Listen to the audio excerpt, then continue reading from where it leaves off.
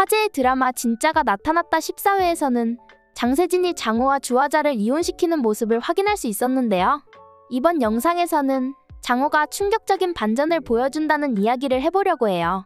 장호의 집안은 원래 아주 부유했던 것 같습니다. 장세진이 어렸을 때만 해도 태경인의 집과 비견해도 뒤지지 않을 정도로 잘 사는 집안이었던 것 같은데요. 하지만 가세가 기울면서 집안에 큰 빚이 생겨버렸던 것 같아요. 장호의 사업에 뭔가 큰 문제가 생겼던 것 같은데요. 장세진은 아빠를 마음 깊이 원망하고 있었던 것 같아요. 두 분이 자기를 핑계로 이혼하지 못하고 있다는 걸 알고 있다면서 이제 그만 갈라서라는 이야기를 했는데요. 세상에 어떤 자식이 부모한테 이렇게 버릇없이 이야기할 수 있는 건지 장세진의 인간성이 정말 되먹지 못했다는 걸 알 수 있는 장면이었습니다. 장세진은 아버지가 나한테 해준 게 뭐가 있냐고 하면서 지금까지 자기가 갚은 빚이 얼마나 되는 줄 아느냐고 소리를 질렀어요.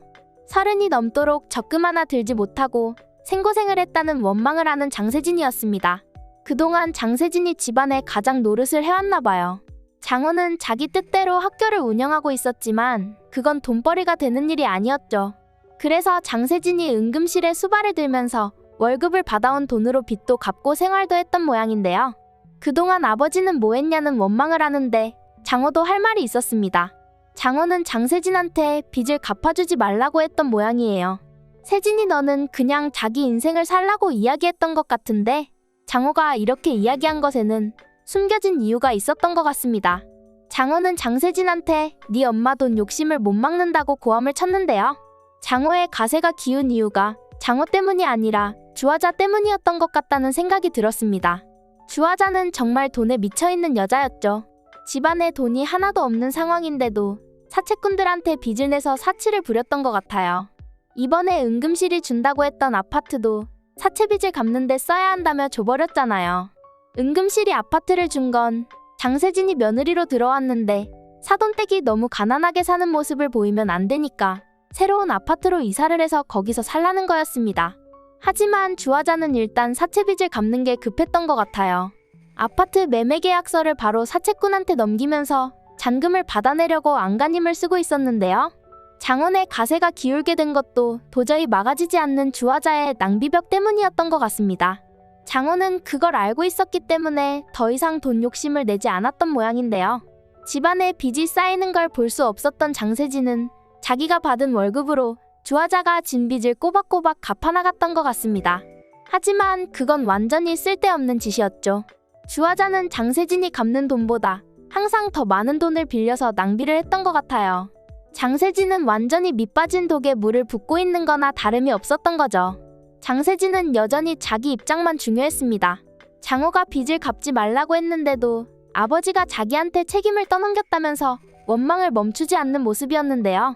할머니, 아저씨라고 부르던 사람들을 큰사모님과 회장님이라고 불러야 했다면서 그런 자신의 처지가 정말 비참했다는 푸념을 늘어놨습니다.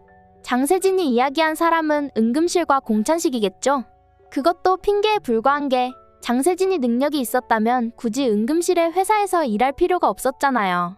인맥을 이용하기 위해 자기가 회사를 선택해놓고 그걸 장호의 탓을 돌리는 모습이 정말 한심한 꼴불견이었습니다. 장호가 잘못한 거라고 하면 돈을 물쓰듯 펑펑 쓰는 주화자와 결혼을 한 것밖에 없다는 생각이 드는데요. 이번에도 장세진이 응급실한테 받아온 아파트 잔금을 준다고 하자 장호한테 이혼 서류를 내밀었던 주화자였습니다. 이게 차라리 잘된 일이라는 생각이 드는데요. 이제라도 주화자와 갈라서서 주화자가 진 빚은 주화자가 갚도록 만들었으면 좋겠습니다. 주화자를 데리고 간 건 장세진이죠. 사채빚이라는 게 원금도 원금이지만 이자가 눈덩이처럼 불어나는 게 무서운 거잖아요. 장세진은 장호가 아니라 주화자를 선택한 걸 후회하게 될 것 같습니다. 장세진도 주화자의 사채빚 때문에 빚쟁이가 되어 도망자 신세가 될지도 모르겠다는 생각이 들거든요. 자식을 바르게 키우려는 아빠를 외면하고 딸을 돈벌이 수단으로만 생각하는 엄마를 선택한 순간을 두고두고 후회하게 되는 모습을 볼 수 있었으면 좋겠네요. 이번 영상 재미있으셨으면 구독과 좋아요 부탁드립니다. 구독은 저에게 큰 응원이 됩니다. 오늘도 시청해주셔서 감사합니다.